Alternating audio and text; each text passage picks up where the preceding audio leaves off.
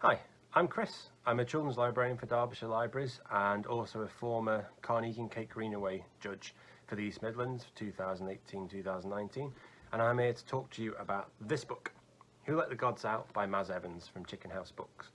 It's part one of a four-part series, and it is honestly one of the best series that I have read in the whole of the last decade. It's a fantasy comedy for lower middle grade, so we're looking at sort of 8+, but if you've got confident readers, then they might well want to tackle this a bit younger as well. The chapters aren't overly long, it's really easy to get into, and it's packed full of jokes. It's absolutely hilarious all the way through, as well as being very heartwarming as it touches on some mental health subjects, but does it in a very gentle and sensitive way. It's the story of 12-year-old Elliot Hooper, who's not in the happiest place. His mum's not very well at home, she's becoming very forgetful, seems to have personality changes, and he's caring for her, but he won't tell anybody about it because he doesn't want her getting taken away from him, and as such he's suffering a bit at school. One day in their farm something crash lands, and it turns out to be not a young girl as it first looks, but actually a nearly 2,000-year-old immortal constellation called Virgo. Virgo's here to deliver ambrosia to prisoner 42, who turns out in the end to be Thanatos, demon of death. And when Thanatos is accidentally released, it's up to Virgo and Elliot, along with the help of some of the major Greek gods, to try and get him back there using the Chaos Stones, which have to be found. The cast of supporting characters includes Zeus, Athene, Aphrodite, Hephaestus, Hermes, Pegasus, so many classic characters from Greek mythology.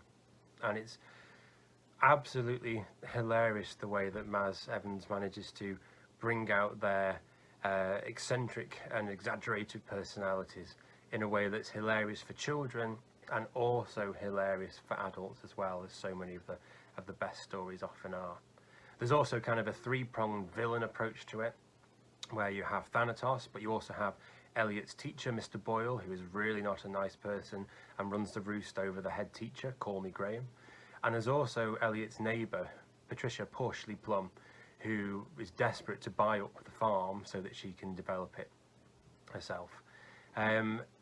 The other elements of Greek mythology come into it all the time. We see the river Styx.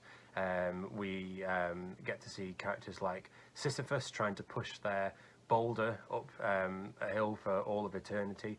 And so in a way, it's a really good way of kids learning about Greek mythology as well, whilst laughing an awful lot as they do so. There's also the elements of mental health that it deals with that are done very sensitively and gently, and are a good way of talking to children about that. So it's a series that's got everything going for it, really. It's hilarious, it's heartwarming, and it really is honestly one of the best series that I've read in the last decade. I strongly urge you to go and read it as quickly as you can, and to pick up the rest of the series if you can, because Maz Evans is such a funny author that I think everybody should go out and read her. Thank you very much.